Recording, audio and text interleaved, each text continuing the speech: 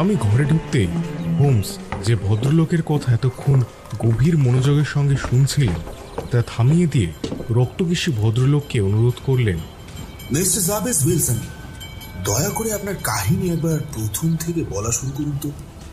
আমার সহকারী বন্ধু ডক্টর ওয়াটসন গোড়ার দিকটা যে শুধু শোনেননি বলেই আপনাকে এই কথা বলছি তা নয়। আপনার কাহিনী এতটাই আশ্চর্য যে আপনার কাছ থেকে এর প্রতিটা ডিটেল একেবারে খুঁটিনাটি পর্যন্ত শোনার জন্য আমি উৎসুক হয়ে রয়েছি। আর আমার বন্ধু ডক্টর ওয়াটসনের সাহায্য এবং সহযোগিতায় আমি অনেক মামলায় যথেষ্ট সাহায্য লাভ করেছি। আশা করি এই ব্যাপারেও তিনি আমায় সেইরূপ সাহায্য প্রদান করতে পারবেন। মিস্টার উইলসন তখন কোটের ভেতরের পকেট থেকে একটা নোংরা কোকড়ানো খবরের কাগজ বার করলেন। কাগজটা হাঁটুর উপর সমান করে ফেলে মাথা ঝুঁকিয়ে তিনি বিজ্ঞাপনের স্তম্ভগুলো দেখতে লাগলেন।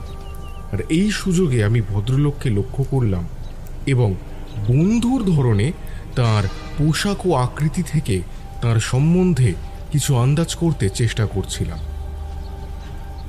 হোমসের চঞ্চল দৃষ্টিও আমার মতো বিশ্লেষণের ব্যাপারে তৎপর হয়ে উঠল। আমার সপ্রশ্ন দৃষ্টি লক্ষ্য করে একটু হেসে হোমস মাথা নেড়ে বলল,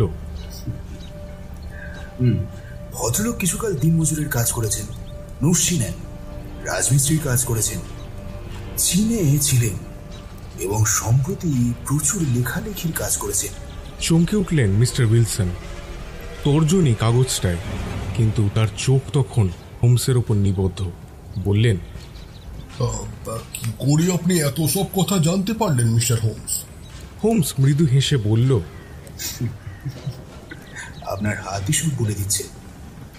আপনার ডান হাতটা বাঁ হাতের চেয়ে এক সাইজ বড়।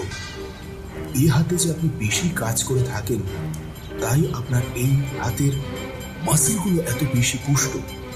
আপনার নসিনেমা বা রাজমিস্ত্রির কাজের কথা বলে আপনাকে শুধু লজ্জায় ফেলতে চাই না, বিশেষ এই কারণে যে আপনার সমিতির কড়া নিষেধ থাকা সত্ত্বেও আপনি কোন ধরনের গ্রিস পেন ব্যবহার করে থাকেন।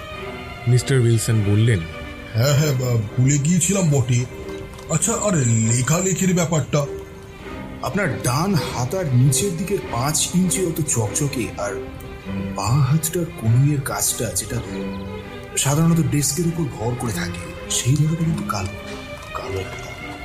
মিস্টার উইলসন আশ্চর্য হয়ে বললেন, আর চীন দেশের ব্যাপারটা? আপনার ডান কবজির ঠিক উপরে ওই যে মাছের শেপের ট্যাটুটা আঁকা, ওটা একমাত্র চীন দেশেই সম্ভব।